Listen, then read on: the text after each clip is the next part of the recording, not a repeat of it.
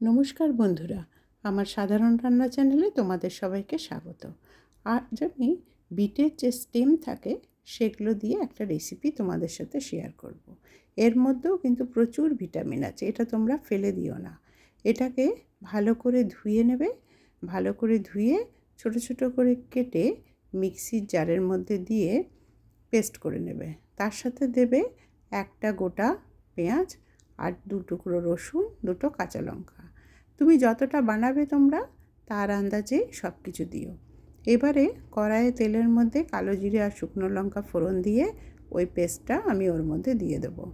আর দেবো লবণ আর সামান্য চিনি। চিনিটা দিতেই হয় টেস্টের ব্যালেন্সের জন্য। খুব সামান্যই চিনি এখানে আমি ব্যবহার করেছি।